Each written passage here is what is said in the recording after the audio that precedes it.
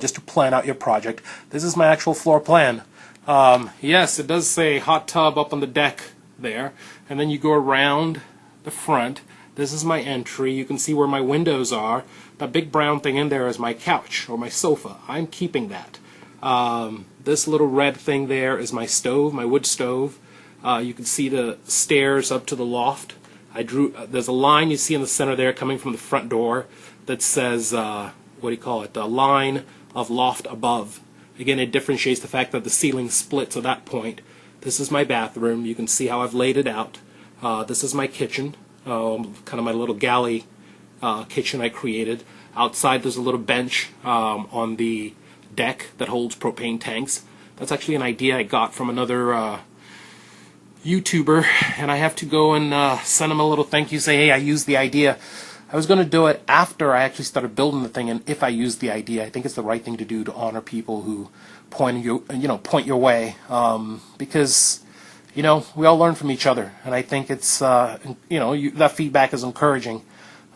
This here is my reflected ceiling plan right above the actual floor here.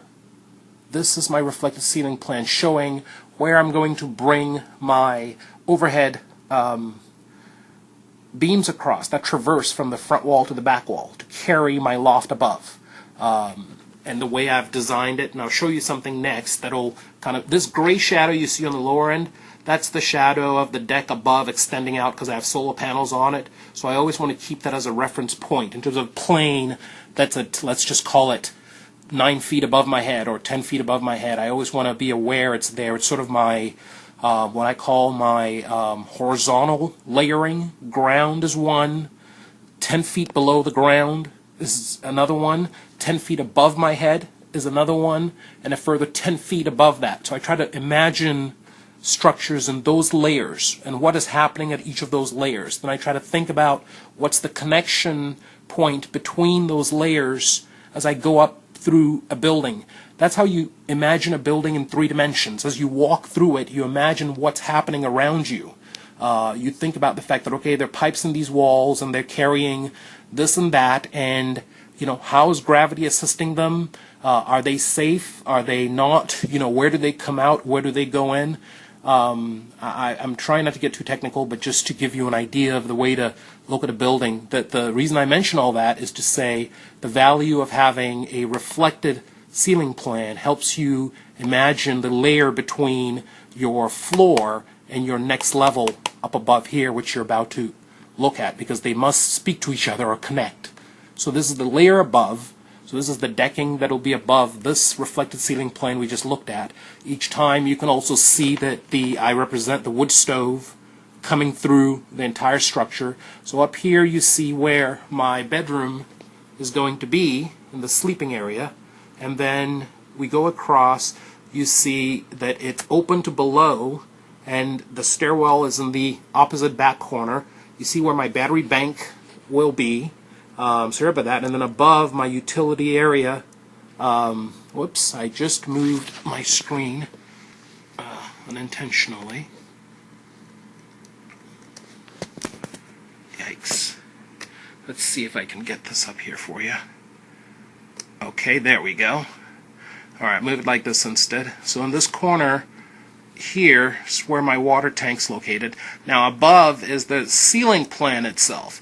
And here you can see my ceiling tiles that were stepped previously.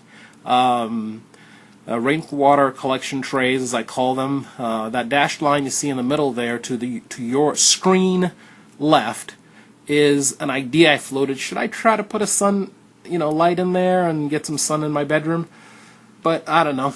We'll see. Over on this end is the top of the reservoir, where water will be collected. The little dark block you see back there is where water will be collected through. There'll be a filter there, which ends up in the water tanks there, and then drops down to the lower levels. So my structure, basically, looking at it in layers, if you want to call it that, goes like this. There's a oops, okay, I'm going to come flying down here. you're going to see this move all of a sudden. Okay, here it goes. So there's this, the solar panels are there, and the little undulation you see, the S's, or the double chicanes that you see there, that basically create two shades over the front. I designed in intentionally. I'd like to have some kind of an irregular, I know that kind of looks kind of ugly and blunt, but I did that to remind myself that I want to do something irregular, something, maybe use some curved wood to do something interesting in front of the solar panel, so that the solar panels aren't the only glaring technical thing on the building, that it's kind of softened by some kind of a frame that jets out of it. Think of it as a ball cap lid. You know, so the badge of your team is on the face, the crest is up on the top of your hat, but then you have this brim that comes out of it. That's sort of what I was thinking. You putting that in, but going further, then this is the inside of the loft area and what's happening there. Over in, where is it? I lost my stylus. Anyway, over in the right corner there is actually a little room that one can go into, a little window that opens up. One can go into to work on the tanks, maintain the water tanks that are up there. Yikes. I went too far over. And again, the reflective ceiling plan I still need to add some detail to and work on. And then the floor plan itself shows how you come into the property, or how to come into the cabin. And the foundation plan I was talking about. And if I can get this back centered, there goes my little cursor. Okay, back in its place. And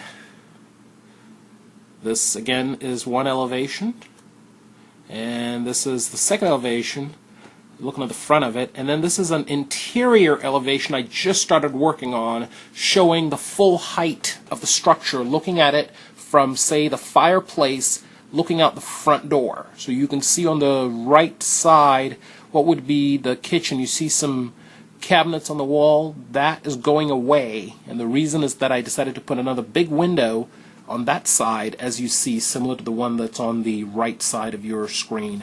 So this is my, from the inside, looking at the full elevation of the wall, imagining there was no roof or ceiling above my head, and just looking all the way up. I just started drawing it.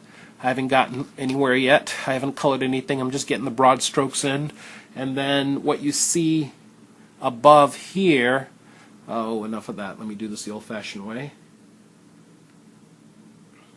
What you see above here, the little dots you see, is my representing cordwood construction. I'd like for those areas of the wall to be made of cordwood stuff, and then above the windows to have a few of them in there. Again, I dropped those in Excel just using shapes.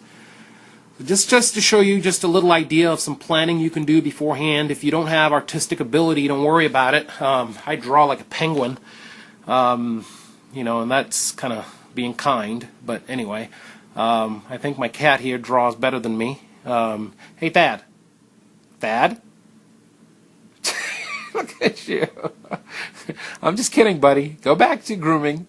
All right. Oh, that's a smart cat. He heard me and gave me the evil eye. Like, leave me alone. I'm trying to get a nap. Anyway, so this is it. Try it. Good luck. I've gone 16 minutes, way too long. All right.